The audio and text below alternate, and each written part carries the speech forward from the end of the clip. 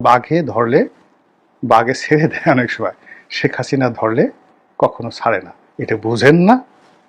এই কারণে দেখেন, এই যে সে যাই বলছে না কেন, সবকিছুতেই সংবাদ শিরোনাম হচ্ছে, সবকিছুতেই একটা আতঙ্ক তৈরি হচ্ছে।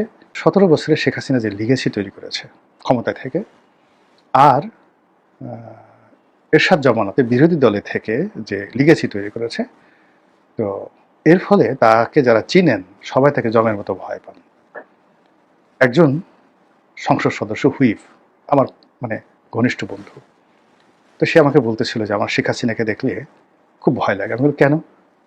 তুমি দেখছো তার সাদা চোখ, বিলাই চোখ, ক্যাশ চাই, ওই চোখের দিকে তাকালে আমি থরথর করে কাঁপি। This is Sheikh Hasina. তো সেই শেখ হাসিনা হঠাৎ করে বলতেছে 6 মাসে চলে আসবে। তাহলে বলেন তো, যারা জানে এই ঘটনাগুলো তারা কেন ভয় পাবে না? আওয়ামী লীগের যে প্রায় 6 কোটি মানুষ যারা সরাসরি আওয়ামী লীগ করে, এদের মধ্যে রাগ আছে, অভিমান আছে, ক্রোধ আছে, পরস্পরের প্রতি বিক্ষোভ আছে, অন্তর্দ্বন্দ্ব আছে, কলহ আছে, বিবাদ আছে, কিন্তু দলের প্রতি আর দলের নেত্রীর প্রতি, শেখ হাসিনার প্রতি তাদের যে সমর্থন, তাদের যে ভালোবাসা, সেটা একটুও কমেনি, বরং আরও বেড়ে গেছে। এই কারণ হলো যে ধরুন এখন বিএনপি ক্ষমতায় আসছে বা জামাত ক্ষমতায় আছে, তো এই সময় এদের মধ্যে অনেকগুলো সমস্যা তৈরি হয়েছে, যেগুলো তারা যখন বিরোধী দলে ছিল তখন ছিল না। আবার এখন আওয়ামী লীগের মধ্যে যে মমত্ববোধ তৈরি হয়েছে, প্রেম ভালোবাসা তৈরি হয়েছে, এবং তারা যেভাবে এখন দলের জন্য কাজ করতে, বাংলাদেশে ফিরে আসতে প্রাণপণ তারা চেষ্টা চালিয়ে যাচ্ছে, এবং যার যার অবস্থান থেকে তারা যেভাবে নিজেদের পকেটে টাকা খরচ করছে, সেটি দল ক্ষমতায় থাকতে তারা কখনো করেনি। তো সেই দিক থেকে আওয়ামী লীগ যে একটা মানে বাংলাদেশের রাজনীতির জন্য একটি, যাকে বলবো কি বলবো, একটা মাইলস্টোন, এটি হিমালয়, এটি সমুদ্র, এটি বঙ্গোপসাগর, এটি পদ্মা, মেঘনা, যমুনা, আপনি যেটা বলেন না কেন, আপনি বাংলাদেশ যদি ধরেন তাহলে আপনি ঠিক বাংলাদেশে কেওক্রাডাং, বা আপনি যদি উত্তরবঙ্গে যান সেখান থেকে যে কাঞ্চনজঙ্ঘা দেখা যায়, সেই কাঞ্চনজঙ্ঘা রূপ, কিংবা আপনি যদি কক্সবাজার যান তাহলে বঙ্গোপসাগরের রূপ, পদ্মা, মেঘনা, যমুনার রূপ, এটা ছাড়া আসলে বাংলা কল্পনা করা যায় না। একইভাবে রাজনীতির ক্ষেত্রে আওয়ামী লীগ এখন এরকম একটা অবস্থা তৈরি করে ফেলেছে, প্রায় 70 বছরে তাদের যে সুদীর্ঘ রাজনীতির যে ইতিহাস, সেই ইতিহাসে তারা যে লিগেসি তৈরি করে ফেলেছে, এই কারণে বাংলাদেশে যদি মিলিটারি শাসন আসে, ডিক্টেটরশিপ আসে, একজন মুসলিনি আসে, একজন হিটলার আসে, তখন হয়তো আওয়ামী লীগের নাম এভাবে উচ্চারিত হবে না। কিন্তু অ্যাজ লং অ্যাজ আপনি রাজনীতির কথা বলবেন, দলের কথা বলবেন, আওয়ামী লীগের কথা বলবেন না, কিন্তু জামাত এবং এনসিপি, বিএনপির কথা বলবেন, হবে না। এখানে আওয়ামী লীগের নাম আসবেই। বর্তমান রাষ্ট্রপতি জনাব শাহাবুদ্দিন চুপ্পু, তিনি যে বিতর্কটি উত্থাপন করেছেন সেটি হলো তার কাছে শেখ হাসিনার পদত্যাগপত্র নেই, যেটি মানবজমিন সম্পাদক জনাব মতিউর রহমান, তার সঙ্গে যখন রাষ্ট্রপতির একটা ব্যক্তিগত সাক্ষাৎ হলো, তার প্রেক্ষিতে মানবজমিনে রাষ্ট্রপতিকে নিয়ে যে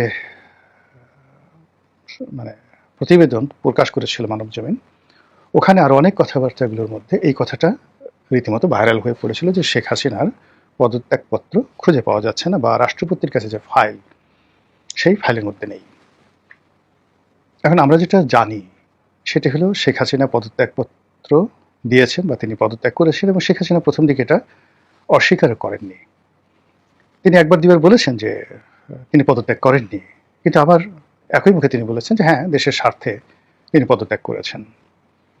কিন্তু সমস্যা হলো যে তার এই কথা পদত্যাগ করেছেন বা করেননি, এটি কৌশল হতে পারে, কিন্তু বাস্তবতা হলো যে তার তো একটা পদত্যাগের পত্র থাকতে হবে, এবং সেটি কার কাছে আছে, কিভাবে আছে, বা সেটি কি গায়েব করে দেওয়া হয়েছে, বা যার মাধ্যমে এটি পাঠানো হয়েছিল। এর কারণ হলো যে সময়টিতে তিনি পদত্যাগ করেছিলেন, ধরে নেওয়া হয় সেটি হয়তো আগস্ট মাসের 5 তারিখে, তিনি প্লেনে ওঠার হয়তো কিছুক্ষণ আগে।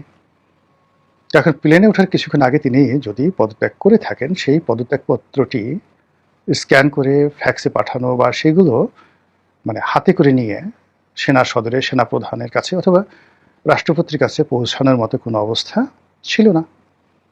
তিনি সেই পদত্যাগপত্র ধরুন মিস্টার এক্সের কাছে দিয়েছেন। মিস্টার এক্স তখন দেখা গেল সেটা পকেটে করে তিনি গণভবনের ওয়াল টপকিয়ে পালিয়েছেন, লুঙ্গি পরে, পোশাক আশাক রেখে। তো পালানোর পরে এখন সেটা নিয়ে তিনি কার কাছে যাবেন? তিনি যেহেতু শেখ হাসিনা একদম কাছাকাছি ছিলেন, হয়তো আমি এটা ধারণা করছি এক্স ওয়াই জেড এনিবডি, মানে পদত্যাগপত্র তো তিনি বঙ্গভবনে এসে করেননি, পদত্যাগপত্র তিনি সেনার সদরে জেনারেল ওয়াকারুজ্জামানের কাছে গিয়ে করেননি, অথবা জেনারেল ওয়াকারুজ্জামান যখন পাশে দাঁড়ানো ছিলেন তিনি পদত্যাগপত্র স্বাক্ষর করে ওয়াকারুজ্জামানের হাতে দেননি। কাজে এই ঘটনাটা কখন ঘটেছে সেটা এখন অত্যন্ত গুরুত্বপূর্ণ একটি প্রশ্ন, যে এটি কি 24 তারিখে হয়েছে, আগস্ট মাসে, নাকি 25 তারিখে হয়েছে। 2 নম্বর হলো যে এই যে পদত্যাগপত্রটি ম্যানুয়াল একটা পদত্যাগপত্র টাইপ হয়েছে, স্বাক্ষর হয়েছে, সেটি কেন ফাইলের মধ্যে গেল না, বা ফাইলের মধ্যে কেন খুঁজে পাওয়া গেল না, বা ধরুন সেটি শেখ হাসিনা দিয়েছে, সেটা ক্যান্টনমেন্টে গিয়েছে, সেটা বঙ্গভবনে গিয়েছে, এখন বঙ্গভবনের ফাইলের মধ্যে সেটা রাষ্ট্রপতি দেখছেন না, এবং সেইটা মানে পদত্যাগপত্র অ্যাকসেপ্টেড, রাষ্ট্রপতির যে অ্যাকসেপ্টেন্স, এই ধরনের কোনো ডকুমেন্ট নেই বলে রাষ্ট্রপতি বলেছেন।